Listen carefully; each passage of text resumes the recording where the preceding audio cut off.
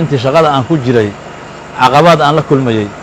waxaa main points ka ah ama ugu weyn caqabadka aan la kulmay shabakado shaqaynaya oo isku xiran oo deegaankii soo gaaray oo u dhisan dal iyo dibad dhaqaalana aruursanayay oo aan intaan shaqada ku jiray taariikhda marka ay ahayd 24kii bishii saddexaad 2020kii xilli habeennimaahoo 11 iyo 50 daqiiqo inaan gacanta ku soo dhiga laba eedaysane oo markii hore ay soo gudbiyeen shicibka dhinac aqoon la'aan kadib markii aan soo qabanay booliiska ay keeneen xilligaas habeennimada ah saldhigane aan la xiriirinay oobiga sida sharciga ah ayagoona meeshaan ugu qornay qoraal suspectina geliyey oo inay kala hadleen warbixinta ay dhiibeen kadib waxaan samaynay baaris fudud ama markaas degdeg aheed oo ku saabsan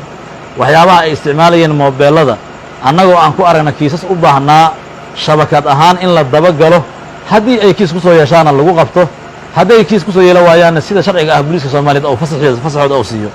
nasiib darro ma dhicin waxaan xiray 24kii bishii saddexaad 2020 xilli saqdhaxa ah waxaa la sii daayey nimankaas tuhmanayaasha ah oo shabakada ah oo aan hore u joogi jirin deegaankan ninka ugu dhowna oo ku soo biiray habeen kin kalena oo ka horreeyay maalin in awood la iigu sheegtay in la sii daayo oo aan loo ogolaan baaris xitaa qaadatay 6 saac waa dareemi kartiin labadii habeennimo saqdhaxa ayaan waxaan u dhaadhicinay stationka inaan ku xirnay kadib markii aan oobiga marinay 3 saac subaxnimada cagajugleyn iyo awood sheegasho waxaa la sii daayey maxaabiistii labada ahaa oo shabakadda dal iyo dibad isugu xiraa waxyaabihii macluumaadka ahaa ka aruurina intii aan haynay oo saacadaha ahaa ama aan aragnay ayadana la dafiray ee nalagala wareegay si macnaha aan ku dhisnayn sharciga anoo xaq u lahaa taliyihii saldhigga dhuusamareeb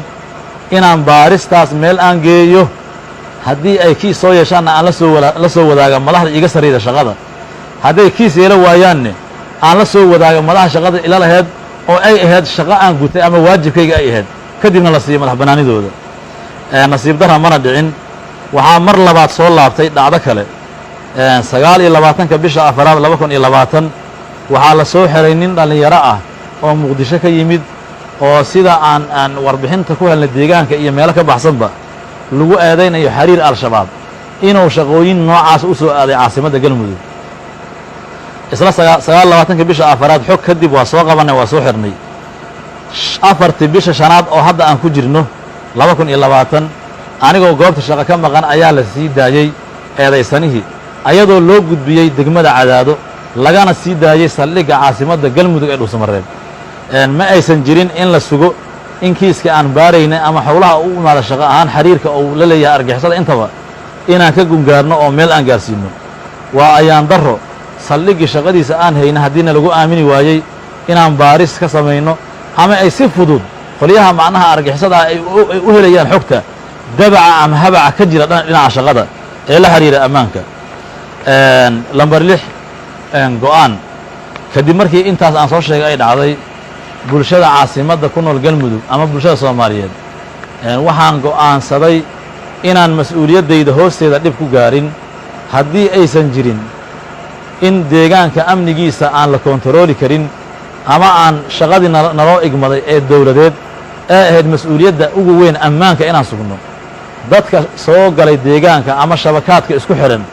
aan la ogaa karin waxa ay qabanayaan iyo waxa ay wadaan haddii ay wax dhib noole ay yihiin iyo haddii kale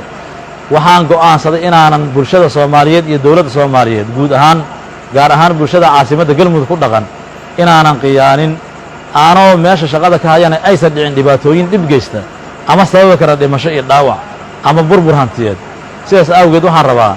inaan caawa caddeeyo halkan ka caddeeyo oo ay tahay taariikhdii aan hore ku soo xuso 8 bisha shanaad 2020 saacaduna ay tahay 11 habeenimo shaqadii aan u hayay mas'uuliyadda reer galmudug gaar ahaan caasimadda galmudug dadka la xiriiray iyo caasimadda gudaheeda inaan xilligan laga bilaabo shaqadii aan hayay aan iska casilay sidaas darteedna insha Allahu tacaala aan ka codsanayo dawladda